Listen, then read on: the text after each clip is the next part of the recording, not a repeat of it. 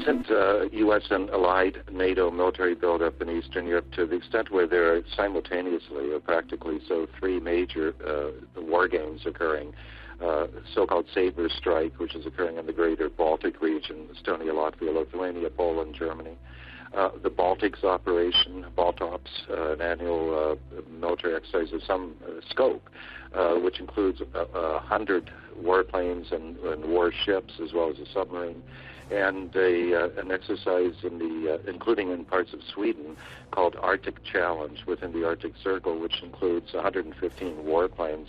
So what we're seeing is not only the permanent shift or deployment of U.S. and other NATO military hardware to basically the entire western periphery of Russia, that is Norway, the Baltic states, to a degree even Finland, Poland, then across in the Black Sea and Bulgaria and Romania. We're seeing a massive buildup by the U.S. and other NATO forces, clearly, incontrovertibly aimed at Russia. As a matter of fact, statements have emanated recently during the Saber Strike war games yesterday or the preceding day. A Polish defense or military official, I'm not sure which now, issued a pretty provocative statement saying the post-World War II period of peace is over. I don't know how else to construe that statement but to suggest we're now at war. That is, that Europe is at war again for the first time since the end of the Second World War. Other statements have been made by NATO officials that the current buildup in Eastern Europe is the largest since the end of the Cold War, and these statements reflect reality. This is, in fact, what's going on. The U.S. has managed, through the mechanism of the North Atlantic Treaty Organization, to establish permanent military installations, in many cases taking over air bases that could be used for strategic strikes against Russia. Two in Poland, one in Lithuania, one in Estonia, and elsewhere.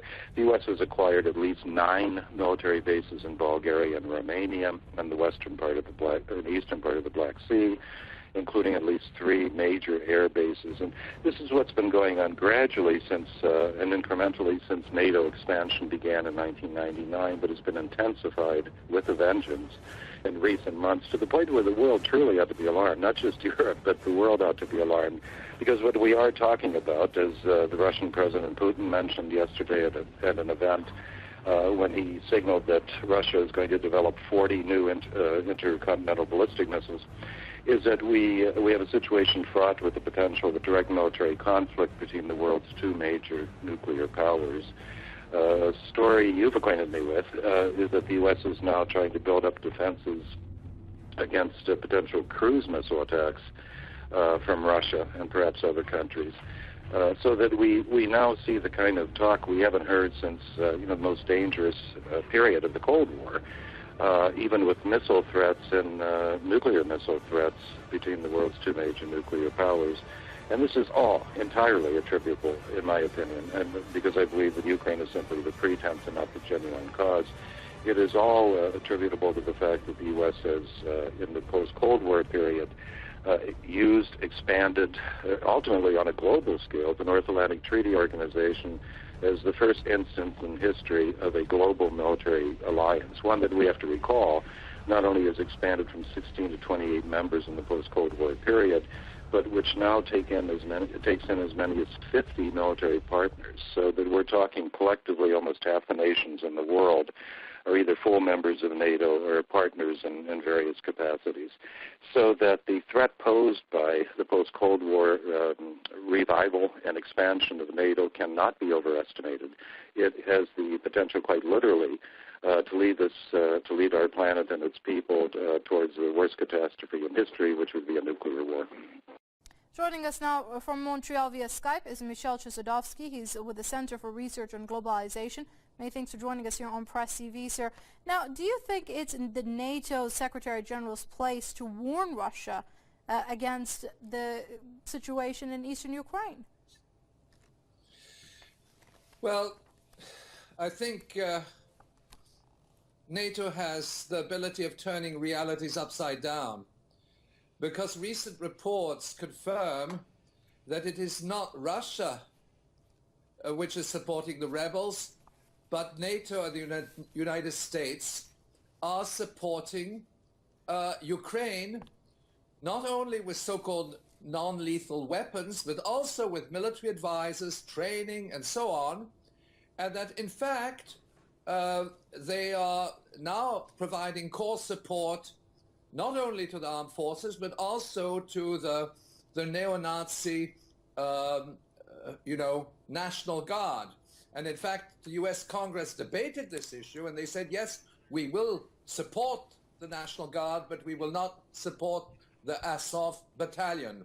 Other countries, such as Canada, are supporting the Azov Battalion, but I should say that, in effect, while the Azov Battalion has been recognized as a neo-Nazi entity, the right sector Nazi party has an oversight and control over the entire National Guard. And in recent developments, the Ukraine military has been bombing civilian areas, including schools. There's ample documents to that effect. And ironically, NATO is accusing the separatist forces of Donbass of killing their own people, so to speak, when in fact those strikes were perpetrated by Ukraine armed forces. Right. So, Dr. Chizadovsky, basically you're saying that the U.S. and NATO have set the grounds to ensure that this grace period that there is of relative calm in eastern Ukraine is used to basically once again increase hostilities and ensure that there is no separatist movement left within eastern Ukraine. However, my question to you is, what does NATO get out of it? Well, I think we have to look at the broader military agenda, because NATO, and when we say NATO, we are saying the United States. The United States and NATO are involved in war games on Russia's doorstep. They have several initiatives. They're moving military hardware to Eastern Europe. And this serves as an act of provocation directed against the Russian Federation. And they accuse Russia without evidence of supporting the rebels, when in fact they have their own troops right on Russia's doorstep supporting the Ukrainian government, which is an illegitimate government. And I think there's another element which has not been understood or even reported in the media, is that the president of Ukraine, President Poroshenko, has made the statement, and it's with the Ukraine Constitutional Court, that the coup directed against his predecessor Yanukovych was an illegal act and not a democratic transition. So that within Ukraine there is a leadership, there's division within the leadership. The country is in an extreme crisis following the imposition of the IMF deadly macroeconomic reforms and impoverishment of large sectors of the population. And within the armed forces, there are also divisions, and there's also a movement at the grassroots to refuse to fight. In other words, not to join the armed forces, not to be involved in the civil war in eastern Ukraine. Right, so if Russia is the big enemy here, what do you make of that, though? Is Russia a threat to the West militarily or strategically speaking? I think that Moscow is not a threat. Neither is Beijing. And what the United States is engaged upon is a very dangerous path, because they have adopted the doctrine of preemptive war, and they are, in fact, also saying that they can use nuclear weapons against Russia on a preemptive basis. Now, that type of discourse is extremely dangerous, because it could, in fact, ignite a World War III scenario.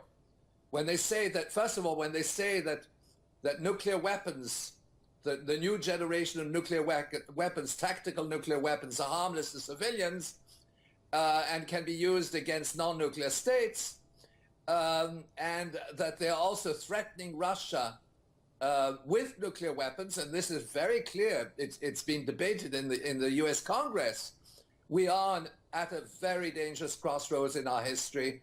The unthinkable, a possible World War III scenario. And this is no longer at the level of hypothesis. It has been envisaged by decision makers in the Pentagon, and it could unleash World War III.